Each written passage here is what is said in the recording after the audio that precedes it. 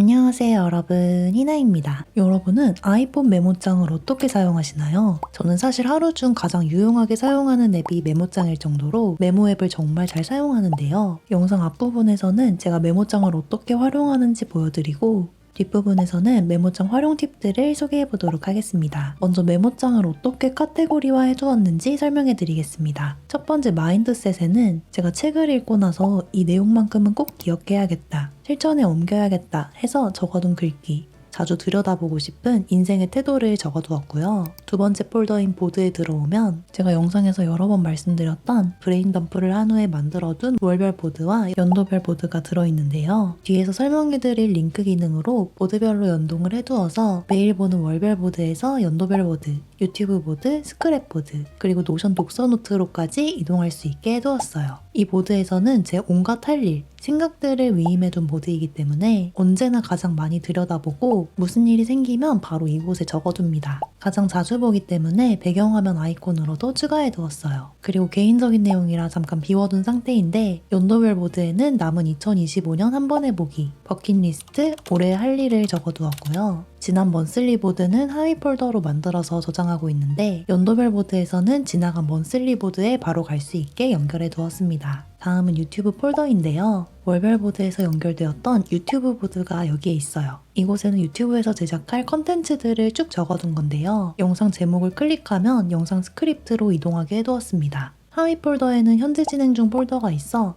유튜브 작업할 때 스크립트를 작성하거나 더보기란을 작성하는 등 모든 작업은 이곳에서 하고 있습니다. 다음은 스크랩 폴더인데요. 인스타그램, 유튜브, 트위터, 인터넷 기사 등을 보다가 스크랩하고 싶을 때 저는 공유를 누르고 메모장을 클릭 후 스크랩에서 제가 지정해둔 폴더에 메모에 저장합니다. 메모장 스크랩은 폴더에 모이는 형식이 아니라 메모장에 스크랩 링크가 모이는 형식이기 때문에 예를 들어 여행, 인생 폴더에 카페 공간 폴더 속 카페라는 메모에 이 링크들이 모이는 거예요. 영상부터 사진, 글 등 미리 보기로 볼 수 있어 깔끔하게 모아줄 수 있어요. 스크랩을 많이 하는 편이라 저는 이렇게 카테고리를 세분화해 두었는데 스크랩할 때 폴더 찾아 들어가기 귀찮다면 스마트 폴더로 만들어 태그로 관리하시거나 모든 스크랩을 한 폴더에 모아두고 저처럼 홈을 만들어서 이렇게 분류하셔도 돼요.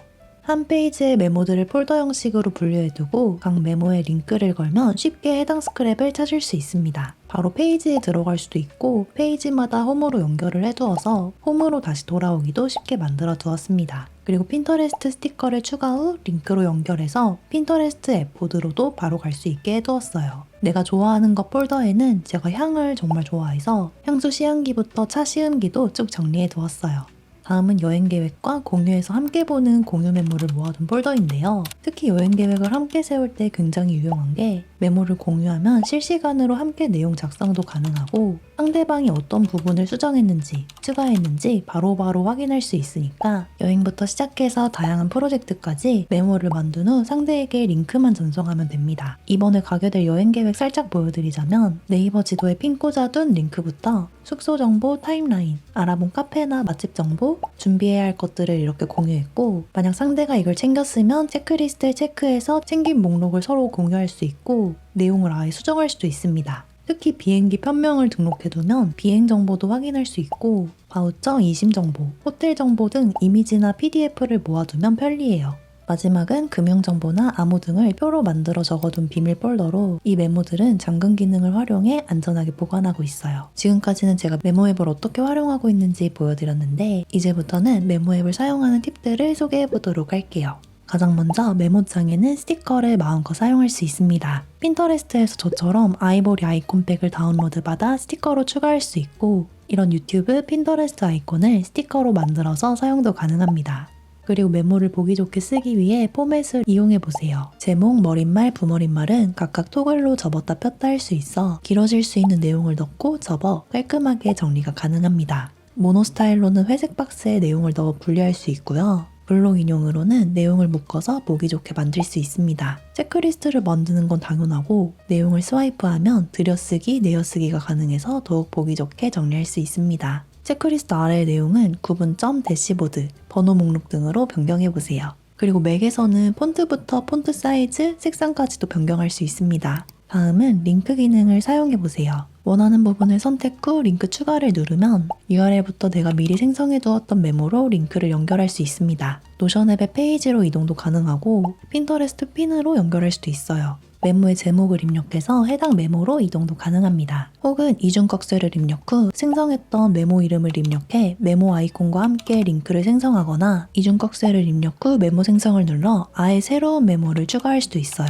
링크와 다른 점은 이중꺽쇠로 생성한 메모는 메모의 제목을 변경하면 링크 제목이 동기화되고 링크로 추가하면 제목을 변경해도 링크 제목이 변경되지 않아요. 다음은 공유 기능으로 스크랩을 해보세요. 어떤 페이지에서든 공유를 누른 후 메모장을 누르면 스크랩이 됩니다. 이때 만약 공유하기 애매한 페이지다 혹은 이 글이 사라질 것 같다 하시면 스크린샷 후에 스크린샷 창을 눌러 전체 페이지를 선택해 주시고 공유 버튼을 눌러 옵션에서 이미지로 저장할 건지 PDF로 저장할 건지 선택하시고요. 메모장을 누른 후 방금 찍은 스크린샷을 삭제하면 메모에만 스크랩이 됩니다. 다만 너무 긴 스크린샷을 이미지로 저장하면 아이폰에서는 화질이 깨질 수 있다는 점 참고해주세요. 그리고 어떤 파일이든 메모에 저장해보세요. 다운로드 받은 PDF 파일도 메모에 저장해두면 슬라이드 형식으로 볼 수 있어요. 영상 역시 메모 앱으로 바로 볼 수 있어 영상을 보면서 메모를 입력하고 싶다 하시면 물론 팝업 재생을 사용해도 좋지만 이렇게 메모 앱에서 영상을 보면서 메모하셔도 좋습니다.